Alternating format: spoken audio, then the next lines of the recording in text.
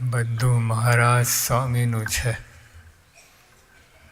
આપણા મા બાપ છે. એ પૃથ્વી પર આવ્યા અને અનંતનું બધાનું કામ થઈ ગયું. જો ભગવાન અહીં ના આવ્યા હોત તો આપણે ડોલમ ડોલ.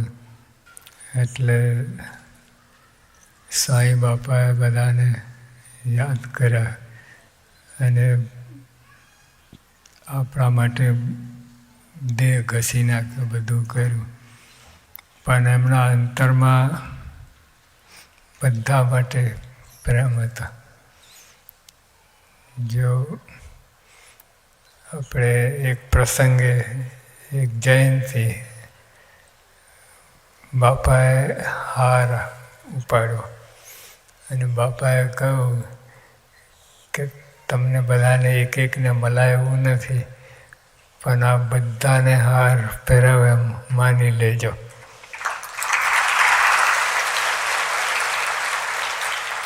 એટલે આપણે પણ એવું જ છે કે બધાને મળવું અશક્ય છે. બધાને પણ અંતરમાં ભાવના રહે છે બધાને મળીએ, એક એકને મળીએ. પણ હવે અશક્ય છે, સમય નથી, તમને ટાઈમ નથી, અમને ટાઈમ નથી. એવું બધું બની ગયું છે. એટલે પણ માની લેજો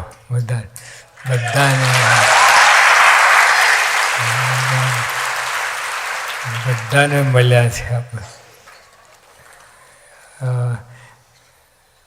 અલૌકિક દ્રષ્ટિએ, દિવ્ય દ્રષ્ટિએ આપણે તો દેહ નથી, આત્મા છે. એટલે આત્માથી અક્ષરથી કોઈ મોટું નથી. એટલે આપણે બધા અક્ષરરૂપ છીએ અને અક્ષરથી પર કોઈ નથી. અને અક્ષર મુક્તો બધા એક છે, કોઈ અલગ નથી. એટલે એમની પંક્તિમાં આપણે ભરવાનું. આજે ગમે એવા હોઈએ, વિષય લોપી નાખતા હોય, દોષો આપણે દમ કાઢી નાખતા હોય, બધું જ છે. પણ મહારાજ સ્વામી મળ્યા છે એટલે જીત છે. આપણી ખરેખર જીત છે. માયા પર થઈને બેઠા છે. મહારાજે કહ્યું કે આ કોઈ મનુષ્ય નથી. હરિભક્તો કોઈ મનુષ્ય નથી. અને અમે જે આ વાત કરીએ છીએ, જીભ ઝાલીને વાત કરીએ છીએ. જોઈએ છે એવું તો કહી શકતા નથી. પણ વિમુખને તો તલ માત્ર છે એ મેરું જેટલું લાગે. આવું એમ. એટલે મારા શું કહેવા માગે છે કે આ બધા દિવ્ય છે. મારા સંબંધમાં આવ્યા, મહારાજની ઉપાસના નિષ્ઠા થઈ, અક્ષર પુરુષની નિષ્ઠા થઈ, બધા દિવ્ય છે, બધા. અને એમાં દોષ પરઠીએ એ આપણી ખામી કહેવાય. અને એટલે મારે કોઈ મનુષ્ય નથી. આ બહુ મોટી વાત છે. દેખાય છે મનુષ્ય જેવા, દેખાય છે મનુષ્ય જેવા. આપણું કામકાજ કેટલું બધું હોય, પેન્ડિંગ હોય, લબડતું હોય બધું, પણ તોય કોઈ મનુષ્ય નથી. આપણે પરથી પર છીએ. આપણે કેટલા જન્મના પુણ્યના અંતે આ સત્સંગ મળ્યો છે. સત્સંગ જેવી તેવી વાત નથી. સત્સંગ કેટલા જન્મના પુનઃ ભેગા થયા પછી સત્સંગ મળ્યો છે. એટલે સત્સંગને દ્રઢ કરીને પાકું રાખજો. ગમે એમ થાય, બીજું બધું તો આવે ને જાય, આવે ને જવાનું છે. આપણે અત્યારે સગાવાલા છે બધા, આ જન્મમાં તો બરાબર છે, બીજા જન્મે બધા ભેગા થવાના છો, કોઈ ક્યાં કોઈ ક્યાં કોઈ ક્યાં, એટલે તો એ બધું ખોટું છે. સાચું આ સત્સંગ જે આપણને મળ્યો, સત્સંગનો વારસો મળ્યો, સત્સંગ કરીએ છીએ એ જ બધું સાચું છે. એટલે મહારાજે તો ખૂબ મહિમા કર્યો. મહારાજે કહ્યું અનંત બ્રહ્માંડનો રાજા હોય, એક બ્રહ્માંડનો રાજા એટલે કેટલું કહેવાય. આઇન્સ્ટીન ને ન્યૂટન ને બધા આવી ગયા, એક બ્રહ્માંડ મૃત્યુલોકમાં જ આવી ગયા તો, અને 14 લોક છે, અને બ્રહ્માંડ તો અણુ જેટલા છે ભગવાનની આગળ. એક અણુ રાઈનો દાણો હોય એની અંદર બધું 14 લોકને બધું આવી જાય એવા. એટલે મહારાજ ખાસ આપણને અહીં પધાર્યા તો આપણને મનુષ્ય જેવાય બનાવ્યા. નહીં તો મહારાજ કહે એક એકને સામર્થ્ય આપે તો બ્રહ્માંડો તોડી નાખે.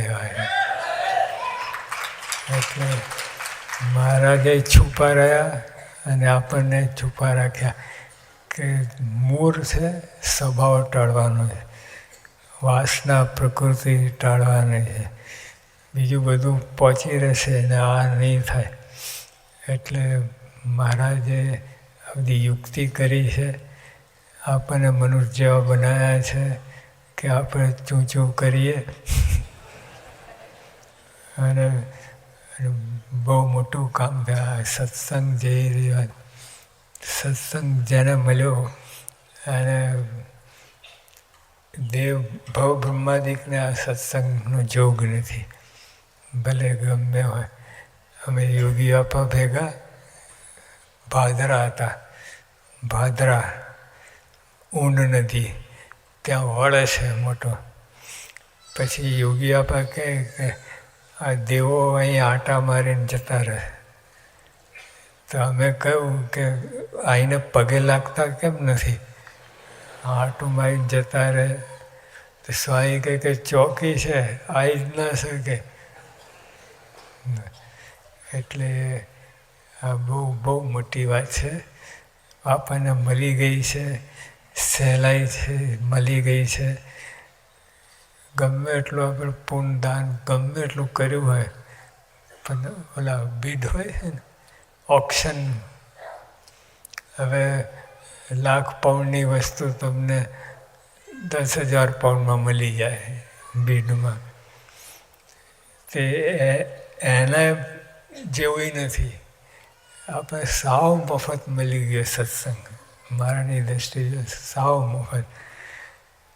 પણ હવે આપણી ફરજ છે કે એને દ્રઢ કહીને રાખવી. આપણે કાણું પાકીટ રાખવું નહીં, નીકળી જાય સત્સંગ. અને આપણે એક જરાક અપમાન થાય સત્સંગ મૂકી દઈએ.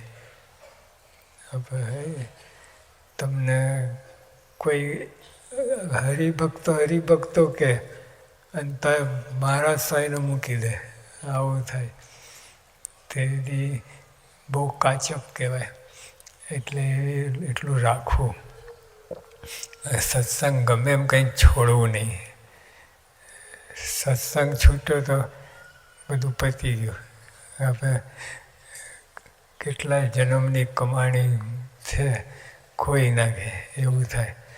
એમ કોઈ અબજો કરોડો અબજો પાઉન્ડ કમાયો હોય, પછી એક કંઈ ભૂલ થાય ને દેવારું ફૂકે, એના જેવું થાય. સત્સંગ તો ગમે એમ કહીને આ ખાસ ભલામણ સત્સંગ મૂકતા નહીં. એક બે જો આપણે આ લાઈન બેઠી છે ફ્રન્ટ લાઈન, હવે એમાં ત્રીજી લાઈનનો કોઈ આવે અને તમને કહે કે તમે અહીં બેસો ને ઓલાને ફર્સ્ટ લાઈનના ત્રીજી લાઈનમાં મોકલે, શું થાય? સત્સંગ મૂકી દઈએ. મૂકી દઈએ એવું નહીં, ગારો દઈએ. જોખી જોખીને 5 મણની 10 મણની. તો જ્યાં કેટલો કાચો સત્સંગ કહેવાય. સત્સંગ આપણે જોયા છે, મહારાજના વખતથી સત્સંગ જે રાખ્યા છે, ગમે એમ કહીને રાય હાલ બેહાલ થઈ ગયા હોય પણ સત્સંગ કહીને રાખ્યો છે. એટલે એવી રીતે સત્સંગ બધું જ છે. સત્સંગ ગયો એટલે બીજું બધું ગયું. ભગવાનનો સંબંધ જ કટ થઈ જાય, આવી વાત છે. તો જો આપણે વાત કરતા હતા કે અનંત બ્રહ્માંડનો રાજા હોય, કેટલી મોટી વાત, અનંત બ્રહ્માંડનો રાજા, પણ સત્સંગ ના હોય તો એનું જીવન અલેખે છે. અનંત બ્રહ્માંડનો રાજા હોય પણ સત્સંગ ના હોય તો આપણે આ જે આપણને સત્સંગ મળ્યો છે કેટલી મોટી વાત. અનંત બ્રહ્માંડનો રાજા કરતા પર થઈ ગયા આપણે, પણ આ સત્સંગ તો મળ્યો પણ છૂટી જાય, લપસી જાય, કાણું પાકેટમાંથી સત્સંગ જતો રહે, એ બધું નહીં કરે. આપણે 2 પાઉન્ડ 10 પાઉન્ડ હતો કેટલું સાચવીએ.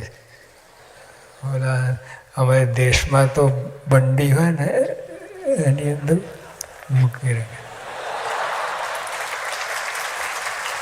અને બસમાં ટ્રાવેલિંગ કરતા હોય ને, બસમાં તો 15 કલાકે હાથ ઓટોમેટિક જાય. તો એટલે 1000 પાઉન્ડને આપણે આટલું સાચવીએ છીએ. સત્સંગને કાંઈ દરકાર જ નથી કરતા, બહુ કાચું. એટલે સત્સંગ દ્રઢ કહી નાખે. સત્સંગ છે બધું જ છે, ભગવાન છે, અને ભગવાન છે એટલે આપણું બધું આવી ગયું. તો આ સત્સંગ કટ અને ભગવાનની સંબંધ કટ થઈ જાય. એટલે આપણે આ સત્સંગ દ્રઢ, મહાન અપમાન થાય ગમે થાય પણ સત્સંગ મૂકતા નહીં. સત્સંગ દ્રઢ કહી રાખજો. એટલે આપણી જીત થઈ ગઈ. શાસ્ત્રીમાં કેટલો દાખલો કર્યો છે. એમના વખતમાં યોગી અપાન, શાસ્ત્રીમાં, પ્રમુખ સ્વામીમાં કેટલો દાખલો કરે. અને આપણને બોલાવે છે, પગે લાગે છે, અને તો આપણે આમ રીસાઈએ, ઠરડાઈએ, મરડાઈએ. એવું ના કરો. દાસના દાસ થવાનું છે. તો સત્સંગની બહુ મજા આવે છે. દાસના દાસ થયો ને ખૂબ મજા આવે. બાપનો બાપ થયો ટલ્લે ચડે, એને કોઈ પૂછે નહીં. એટલે આપણે નમ્રતા, દિવ્ય ભાવ હોય, નમ્ર ભાવ હોય. અને સત્સંગ આજે તમે ડીલ કરો છો ને, 2 બિઝનેસમેન હોય તો આમ નથી કરતા ઘરમાં. માલ લેવો તો લઈ લો, નહીં તો ગેટ આઉટ. આપણે પગે લાગીને કેટલી ગરજ રાખીએ છીએ. તો સત્સંગ પણ એ ગરજ રાખવી તો આપણે કામ થઈ જાય. સહજાનંદ સ્વામી મહારાજ.